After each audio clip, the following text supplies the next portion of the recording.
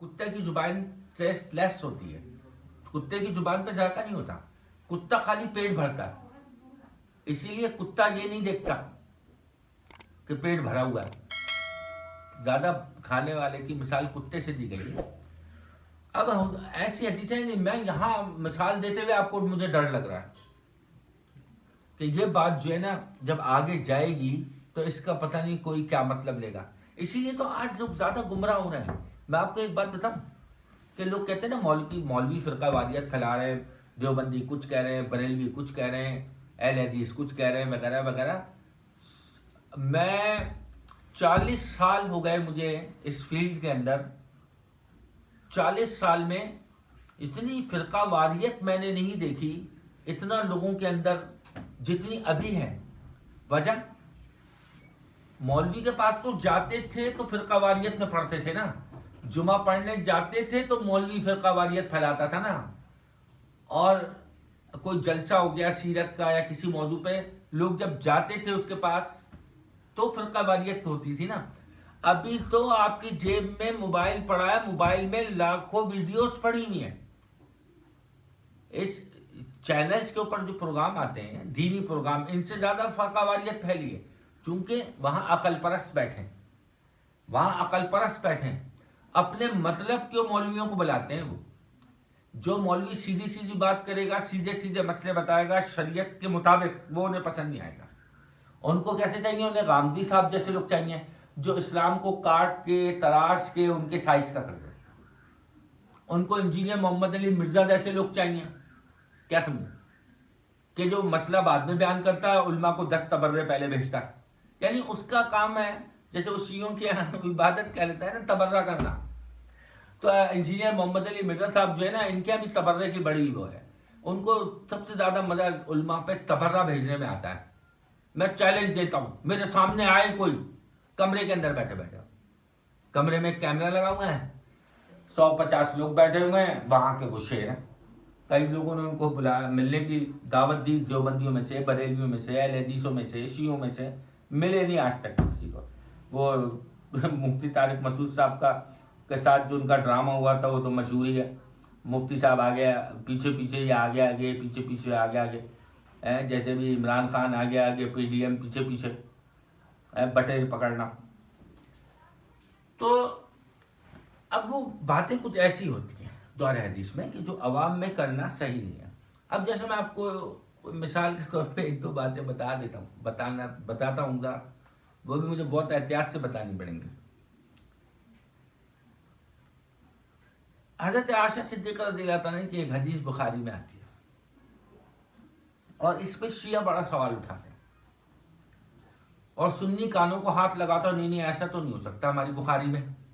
اب بیچ میں آیا ہے نا، سیاق و سباق کا پتہ نہیں ہے کہ حضرت امی عائشہ صدیقہ رضی اللہ تعالیٰ کے بارے میں یہ بخاری کی ایک حدیث پیش کرتے ہیں اہل تشیع، کہتے ہیں جی وہ حضرت عائشہ سے ایک غلام نے پوچھا کہ حضور صلی اللہ علیہ وسلم کیسے غسل کرتے تھے، تو حضرت عائشہ نے کر کے دکھایا۔ توبہ، یعنی حدیث کو جو انہوں نے انٹرپریٹ کیا ہے نا، جو اس کی تشریح کی ہے اور جو اس کا ترجمہ کیا ہے اس کے اندر تحریف کر دی۔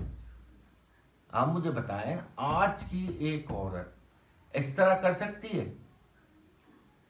یعنی آج کی عورت جو حضرت امی عائشہ کے پاؤں کی دھول نہیں ہے، ساری عبادت گزار عورتیں، اس میں رابعہ بصری کو بھی آپ ملا لیں، اس میں علامہ ابن عربی کی 4 لیڈیز اساتذہ جو تھی، صاحب کشف صاحب کرامات، ان کو بھی ملا لیں، بس کیا وہ ترجمے سے فائدہ اٹھاتے ہیں، اس کے جامع ہونے سے، اس کے فصیح و بلیغ ہونے سے اپنی تشریح کرتے ہیں، جس سے وہ بات میں مبہام پیدا ہو جاتا ہے۔ دوسری بات، بخاری شریف کے اندر ہے آپ صلی اللہ علیہ وسلم نے کھڑے ہو کے پانی پیا۔ بخاری شریف، اب جو لوگ کہتے ہیں نا یہ کہ جی حدیث پہ چلو حدیث پہ چلو، تو میں ان سے یہ کہتا ہوں کہ آپ صلی اللہ علیہ وسلم نے فرمایا علیکم بسنتی، میری حدیثوں پہ چلو، وسنت الخلفاء الراشدین۔ میں نے کہا کہیں حدیث کے اندر کہیں یہ آیا ہے کہ علیکم بحدیثی، میری حدیثوں پہ چلو؟ میں کہتا ہوں ایک ضعیف حدیث کو دکھاتے ہیں جس میں آپ صلی اللہ علیہ وسلم نے کہا علیکم بحدیثی، میری حدیث پہ چلو۔ بلکہ منع فرمایا. آپ نے فرمایا میرے بعد تم لوگوں کو ایسی ایسی حدیثیں سنائیں گے لوگ کہ تمہارے باپ دادا نے نہیں سنی ہوگی. کیا سمجھے؟ متروک حدیثیں، منسوخ حدیثیں، کیا سمجھے، اور موضوع حدیثیں، گڑی ہوئی حدیثیں. ایسی حدیثیں بعد میں تمہیں لوگ سنائیں گے. تو آپ صلی اللہ علیہ وسلم سے تو بخاری میں یہ بھی ثابت ہے کہ آپ صلی اللہ علیہ وسلم میں کھڑے ہو کے پانی پیا. یہ بھی ثابت ہے کہ آپ نے کھڑے ہو کے استنجا فرمایا. یہ بھی ثابت ہے کہ آپ نے قبلے کی طرف پیر کیا. اور پوری امت کا اجماع اس کے اوپر، دیوبندی کیا، بریلوی کیا، اہل حدیث کیا، ہمارے جتنے بھی یہ بھائی ہیں سب کے علماء کا یہ اجماع ہے کہ قبلے کی طرف پیر کرنا حرام ہے، جان بوجھ کے کرنا کفر ہے. اور قبلے کی طرف تھوکنا بھی ثابت ہے آپ صلی اللہ علیہ وسلم سے. مگر کیا اس کا سیاق و سباق معلوم ہے؟ اس کا سیاق و سباق اب لوگ لیے پھرتے ہیں بخاری میں لکھا ہے، بخاری میں لکھا ہے. تو بخاری میں لکھے ہونے سے کچھ نہیں ہوتا. ایک میڈیکل کی کتاب لے کے پھرتے رہو، ڈاکٹروں کو کہو میڈیکل کی کتابوں میں یہ لکھا ہے وہ لکھا ہے، اس کا آپ کے لیے کوئی فائدہ نہیں ہے. آپ کے کسی کام کی نہیں ہو میڈیکل کی کتاب. ڈاکٹر کی مانی جائے گی، ڈاکٹر کی سنی جائے گی جو ماہر.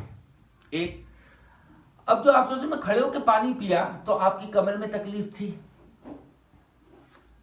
کیونکہ مستقل سنت ایک الگ چیز ہے. سنت جو ہوتی ہے جو آپ نے عادتاً جو کام کیا، جو آپ نے کبھی کبھی کیا کسی وجہ سے کیا، وہ سنت نہیں ہے.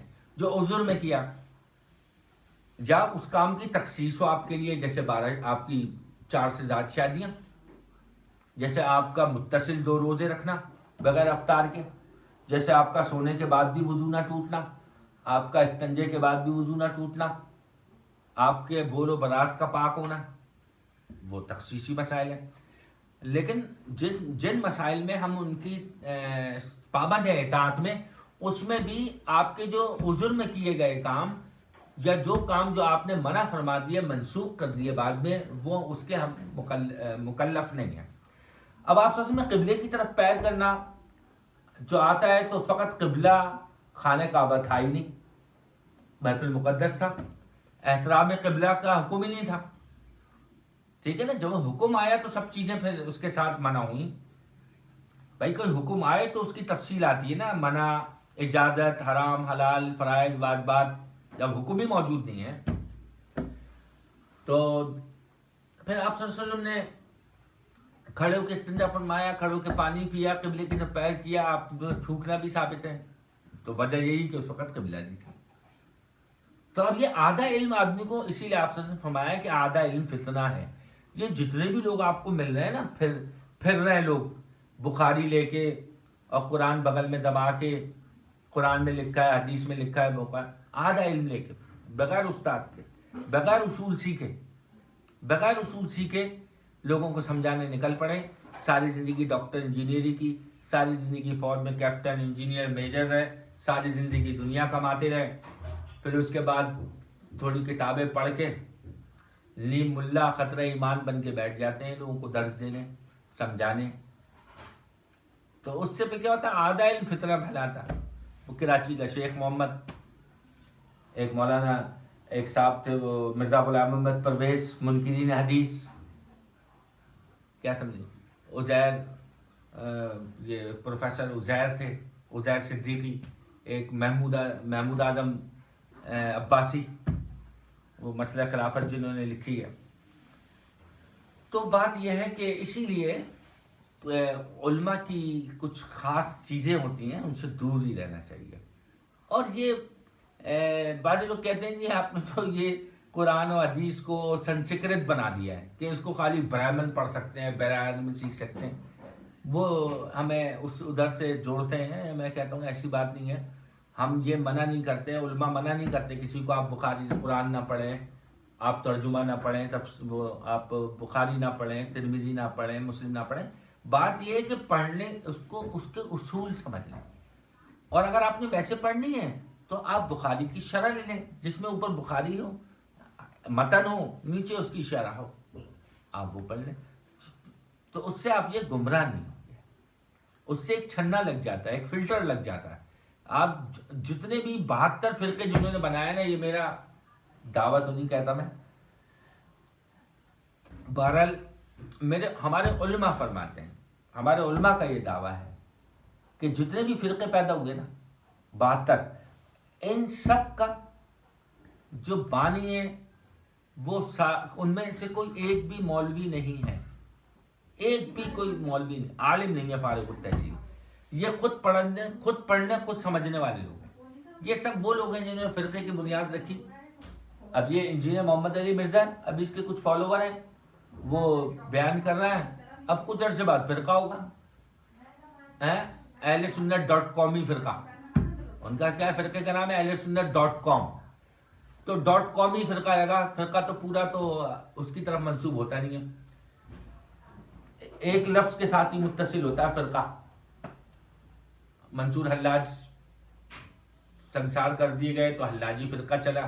مولانا روم رحمۃ اللہ علیہ کو ان کے مریدوں نے قتل کر دیا محبت اور عقیدت میں، تو ترکی میں ایک فرقہ بعد میں فرقہ رومیہ ایجاد ہوا. تو ہم بھی امام ابو حنیفہ کی نسبت سے حنفی کہلاتے ہیں، شافعی کہلاتے ہیں، مالکی کہلاتے ہیں. تو ان کا جو فرقہ ہوگا نا انجینئر محمد علی مرزا صاحب کا، یا پلمبریہ ہوگا، فرقہ پلمبریہ، انجینئریا یا .com. اچھا یہ انجینئر محمد علی صاحب کا جو وہ ہے نا استاد، وہ ہے گوگل بابا. یہ جتنے بھی خود پڑھو خود سمجھو والے لوگ ہیں نا، خود پڑھو خود سمجھو والے لوگ جو ہیں عقل پرست، ان کا جو بابا ہے نا جس کے یہ شاگرد و مرید ہیں، وہ ہے گوگل بابا. علماء کی نہیں مانتے، امام حنیفہ کی نہیں مانتے، امام مالک کی نہیں مانتے، امام شافعی کی نہیں مانتے، کیا علامہ ابن تیمیہ کی نہیں مانتے. گوگل جو بتائے گا نا وہ مانیں گے. اور میں کہتا ہوں گوگل میں بھی تو لوگوں نے ڈالا ہے، یہ نہیں ہے برابر والا یہ منکرین حدیث. یہ کیا کہتا ہے؟ میں گوگل میں دیکھ کے بتاؤں گا، نیٹ پہ دیکھ کے بتاؤں. تم نے کہاں سے علم سیکھا؟ نیٹ سے. تو تم نیٹ کا مقلد ہے نا بھائی، تو نیٹ کا ہی مقلد ہوا نا. تیرے پاس کیا سورس ہے کہ نیٹ میں جو کچھ آ رہا ہے سب صحیح ہے؟ سب صحیح ہے. تو اللہ نے تجھے عقل دی ہے نا. جب کوئی دینی مسئلہ جب تم کوئی دینی مسئلہ سرچ کرتے ہو تو ہالی ووڈ .com کھولتے ہو کیا، یا بالی ووڈ .com کھولتے ہو؟ کوئی اسلامی ویب سائٹ کھولتے ہو گے نا، یوٹیوب پہ کلپس دیکھتے ہو گے اور کیا کرتے ہو گے. تو یہ آپ دیکھیں کہ بڑے بڑے اماموں کی نہیں مانتے، صحابہ کی نہیں مان رہے ہیں تو گوگل پہ جو کچھ آ رہا ہے نیٹ کے ذریعے وہ مان رہے ہیں. یعنی کیا مطلب؟ میٹھا میٹھا ہپ ہپ کڑوا کڑوا تو اپنے مطلب کی جو بات ہے وہ مانتے ہیں، اپنے مطلب کا دین لے لیتے ہیں اور باقی چھوڑ دیتے ہیں. تو یہ عقل پرست ہے. تو میں آپ سے عرض کر رہا تھا کہ جتنے بھی 72 فرقے ہیں نا، یہ 72 فرقے میں ایک بھی کوئی مولوی نہیں ہے فارغ التحصیل، اور یہ سارے خود پڑھو خود سمجھو والے ہیں. کیوں؟ تو آپ سے ان کی بات سے ظاہر ہے نا کہ وہ ما انا علیہ و اصحابی، وہ میرے راستے پہ چلیں گے اور خلفائے راشدین کے راستے پہ، میرے صحابہ کے راستے پہ. ٹھیک ہے نا؟ اپنی طرف منہ کر دیا نا آپ صلی اللہ علیہ وسلم نے. اب جس کا منہ آپ صلی اللہ علیہ وسلم اور صحابہ سے ہٹ کے ہے، اجماع کے خلاف ہے، پھر وہ لوگ یہ بچتے.